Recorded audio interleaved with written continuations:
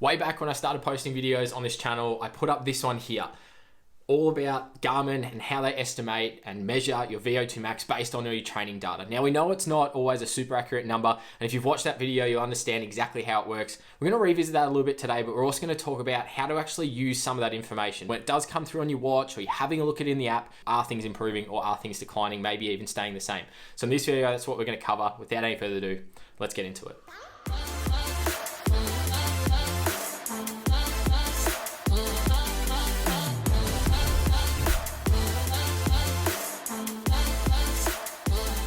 Hey, welcome back to the channel. Nick here, making sports science simple. And in this video, we're revisiting a previous topic, but it was a piece of content on this channel, a video that I put up right at the beginning, talking about VO2max on your Garmin watch. It went absolutely nuts. It's had well over 180,000 views, almost getting to the point where we're at 250 comments, and the 93% like rating means that you guys, and particularly anyone who watches my channel, really enjoyed that type of content and really sort of got something out of that video. So what I thought I'd do is I'm going to revisit it. We're going to briefly touch on how Garmin actually does it again, but then also we're going to go into a bit of analysis. I've actually been looking at my Garmin over the last little while in my training as the training cycle has sort of gone from taking some time off, then into rebuilding into my preseason, and now into a little bit more of a structured preseason.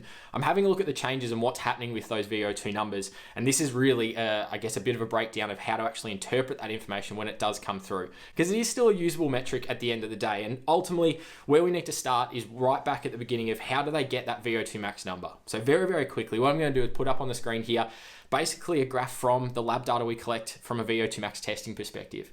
This graph here is showing a plot of your heart rate as exercise intensity increases, so that's on the x-axis at the bottom. On the y, we have our absolute VO2, so our oxygen consumption in mils per minute. What you can see is as exercise intensity increases, these two values increase at relatively equivalent rates. And what I mean by that is that you'll notice that there's a pretty linear pattern to this graph, or a constant. For every increase in heart rate, we get a pretty similar or pretty equivalent increase in oxygen consumption. And that's defined by that black line that goes through the middle. So the blue dots and the blue lines are the actual lab data that I collected from a VO2max test I did a few years ago. That black line that runs through is the ideal. What happens if this data was absolutely textbook perfect?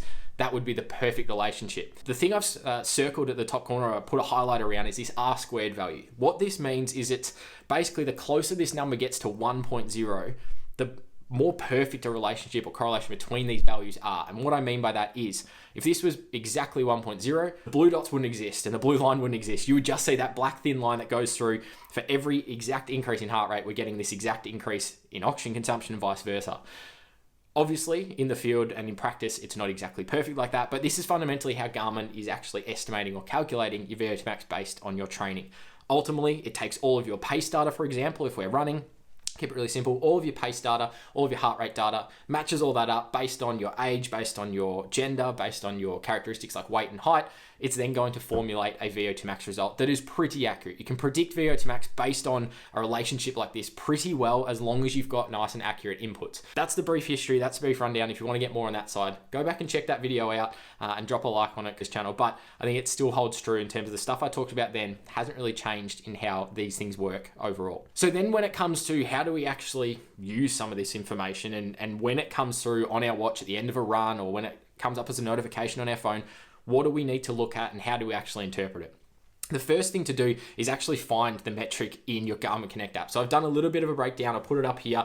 Basically, jump into Garmin Connect, you go through into the performance data side of things, VO2, it's pretty easy to find.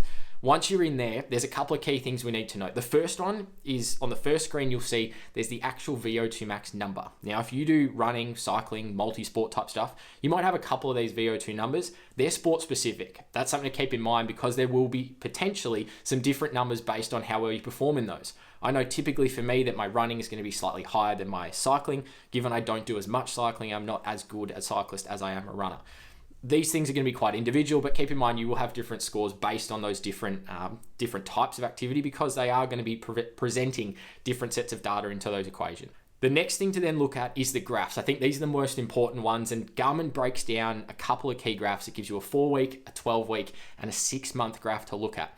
Big thing with these types of metrics, even though we know they're not going to be 100% accurate because they are an educated guess at the end of the day, we need to make sure that we're not looking at things in isolation or looking at really small or day-to-day type changes. And that's where I think Garmin's done a good job here of putting 4 weeks, 12 weeks, and then 6 months, because we want to look at what's happening over time. Personally, I tend not to look at something like the 4-week one. I think that's probably too small of a period, because as you can see, I'll put my data up on the screen here.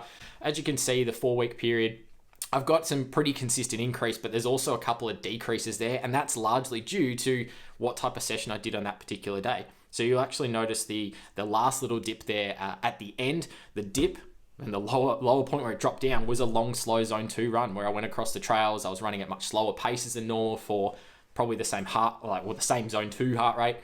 Ultimately, what does Garmin recognize that, or it just thinks I'm having a bad day and running really slow for a higher heart rate than usual? So it's going to drop my score. But then today I see an increase because what do? I jumped in, did some VO2 efforts at 100% of Vo2Max for the most part, because I'm seeing some adaptation at the moment, and I was able to run a faster speed than the last couple of weeks. What that meant was I actually outperformed my normal. So ultimately, I see my score lift up again. So that's where the 4-week can be a little bit misleading. And I actually prefer something like the 12-week or ultimately the 6-month. And I'll get to that in a moment. But the 12-week just gives you a little bit better perspective. We're looking at the general trend.